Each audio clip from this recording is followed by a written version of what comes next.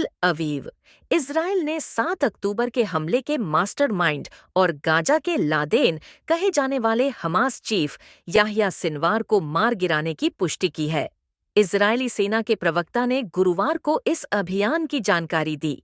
Sinwar उस समय मारे गए जब इजरायली सेना ने उस इमारत को गिरा दिया जहां वह छिपा हुआ था। इजरायली सेना ने सिनवार के अंतिम क्षणों की फुटेज भी जारी की है, जिसमें वह घायल अवस्था में एक सोफे पर बैठा दिखाई दे रहा है। उसके चारों ओर मलबा बिखरा हुआ है। ऑपरेशन की शुरुआत। यह ऑपरेशन बुधवार सुबह करीब 10 बजे शुरू हुआ, जब 450वीं बटालियन के एक सैनिक ने संदिग्ध व्यक्ति को एक इमारत में घुसते देखा। तुरंत ही कमांडर को सूचना दी गई और गोली चलाने का आदेश दिया गया।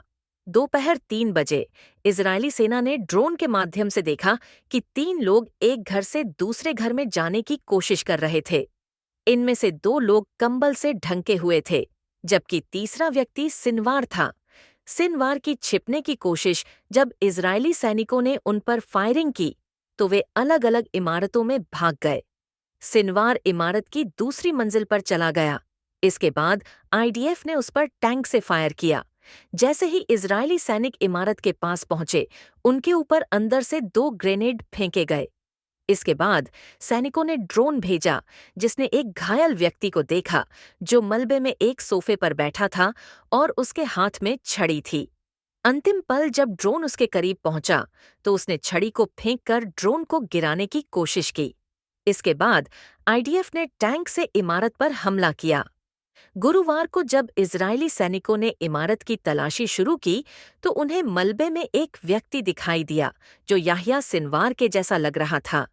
डीएनए परीक्षण के बाद उसकी पहचान की गई और पुष्टि हुई कि मारा गया व्यक्ति वास्तव में सिनवार ही था। उसके शव को मलबे से निकाला गया और बाद में इजरायल लाया गया। यह घटना एक महत्वपूर्ण मोड़ है और इससे इजरायली सेना की रणनीति को भी नए दिशा मिलेगी।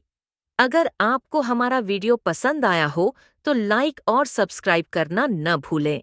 अगले वीडियो